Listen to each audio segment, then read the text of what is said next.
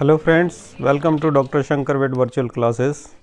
आज हम लोग लंपी जॉ बीमारी के बारे में, जिसे एक्टिनोमाइकोसिस भी कहा जाता है, चर्चा करने वाले हैं और डिटेल में बताएंगे क्या क्या आप ट्रीटमेंट अप्रोच इसके लिए ले सकते हैं। तो चर्चा करने से पहले मैं इस भैंस का डिटेल आपको बता दूं कि ये जो बफलो दिख रही है, इसमें जो पानी गिर रहा है ये कहाँ से गिर रहा है, क्यों गिर रहा है। तो ये जो गिर रहा है पानी, ये पानी नहीं बल्कि इसका सलाइवा है।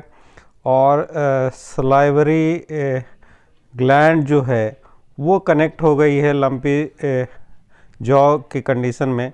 यानी कि जब लंपी जॉ होता है, या आप जिसे एक्टिनोमाइकोसिस कहते हैं, जो बोन में जो मैंडिबल होता है या मैक्जिला होता है, उसमें वो इन्फेक्शन करता है, जिसके चलते पस बनता है, एब्सेस बनता है, बाद में वो रप्चर हो जाता है और ग्रेनुलोमेटस टिश्यू उससे निकल के आता है, जिसका कलर देख करके येलो कलर का लोग हम बता देते हैं कि ये एक लंपी जॉ कंडीशन है। तो यहाँ पे जैसे आप देख रहे हैं कि बड़ा सा एब्सेस बना है और छूने में भी काफ़ी ये हार्ड लगता है। और फिर जब ये फूटता है तो इसमें से गाढ़ा सा पस निकलता है जो येलो कलर का होता है, जिसे सल्फर ग्रेनुल कहा जाता है। तो इस तरह के बोन से जुड़ा हुआ अगर आपको एब्सेस मिलता है तो आपको उसको एक्टिनोमाइकोसिस या लंपी जॉ कंडीशन के लिए सस्पेक्ट करना चाहिए। तो इसका ट्रीटमेंट क्या है?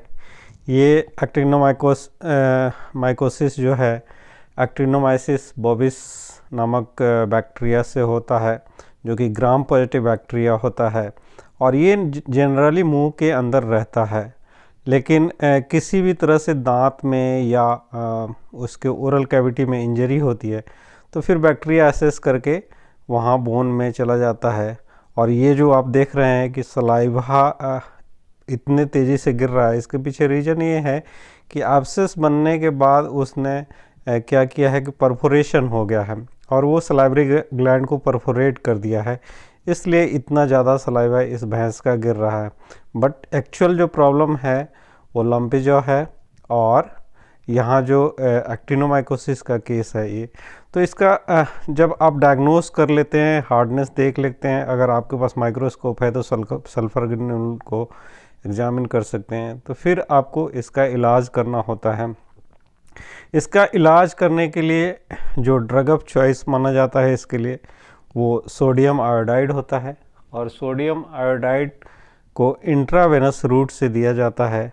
10 to 20% सॉल्यूशन आप इंट्रावेनस रूट से दे सकते हैं। जो डोज रेट है वो सोडियम आयोडाइड का 66 से लेके 70 mg पर केजी बॉडी वेट के हिसाब से दिया जाता है और वीकली इंटरवल पे आपको रिपीट करना होता है।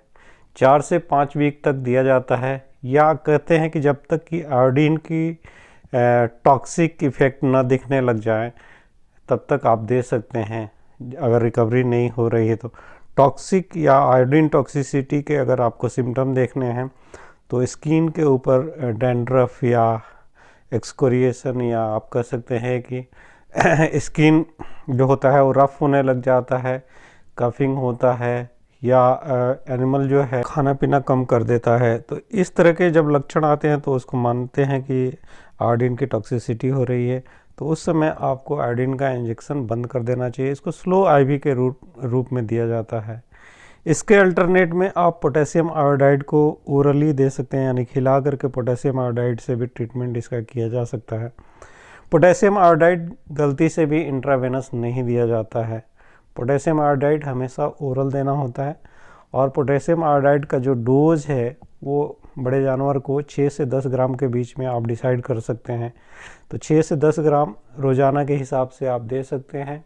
डेली ओरली देंगे आप, 7 से 10 दिन तक देना होता है।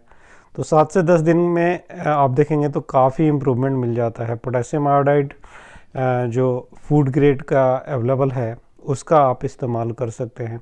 इसके साथ साथ आपको एंटीबायोटिक एक सेलेक्ट कर लेना चाहिए। एंटीबायोटिक में आप पेनिसिलिन हाई डोज में दें तो ज़्यादा अच्छा है। पेनिसिलिन जी जो आता है उसका इस्तेमाल कर सकते हैं। टेट्रासाइक्लिन भी रिकमेंडेड है 10 mg पर कैलोरी वेट से 5 से 7 दिन तक देने के लिए रिकमेंडेड है। लेकिन मेरा जो एक्सपीरियंस है, हम लोग स्ट्रेप्टोपेनिसिलिन यूज़ करते हैं और सक्सेस मिलता है। इस भैंस को भी हमने स्ट्रेप्टोपेनिसिलिन लगाया था और साथ में पोटेशियम आयोडाइड खिलाने के लिए बोला था। तो फिर इसका इम्प्रूवमेंट विदिन 7 डेज़ हो गया था। ऑनर ने टेलीफोनिकली हमारी बात हुई, क्योंकि ऑनर हमारे पास दोबारा जानवर को ला नहीं सकता था, इसलिए हम रिकवरी का आपको यहाँ वीडियो नहीं दिखा पा रहे हैं। लेकिन टेलीफोनिकली उसने बताया था कि जो केस जो है उसका जो लार टपक रहा था वो बिल्कुल ठीक हो गया है और घाव भी सूखने लगा है। तो पोटेशियम आयोडाइड के साथ साथ आप स्ट्रेप्टोपेनिसिलिन का इस्तेमाल कर सकते हैं। अगर इसका सर्जिकल डिब्रेडमेंट कर दिया जाए तो और जल्दी रिकवरी होती है। इसमें आप क्रायो सर्जरी कर सकते हैं। क्रायो सर्जरी में आपको लिक्विड नाइट्रोजन का इस्तेमाल करना होता है, जिसको डायरेक्टली उस पर जब आप अप्लाई करते हैं तो वहाँ से डिब्रेडमेंट हो जाता है। तो क्रायो सर्जरी एक अलग तरीका है जिसका इस्तेमाल करके वहाँ से जो भी इन्फेक्शन है उसको एक तरह से हटाया जा सकता है। उसके साथ साथ आप चाहें तो नॉर्मल सलाइन से वॉश करके, और 2% लिगोल्स आयोडीन होता है उसको भी डायरेक्टली अगर वुंड पे लगाएंगे तो रिकवरी होने के चांसेस ज़्यादा हो जाते हैं। तो ये तो हो गया कि उसका टारगेट थेरेपी क्या है। साथ ही साथ आपको नेसाइड्स भी दे देने चाहिए। आप फ्लोनेक्सिन, मैग्लोमेन का भी इस्तेमाल कर सकते हैं, या दूसरे नेसाइड्स का जो एंटी इन्फ्लामेटरी ड्रग्स हैं उनका इस्तेमाल करते हैं तो जल्दी रिकवरी होती है।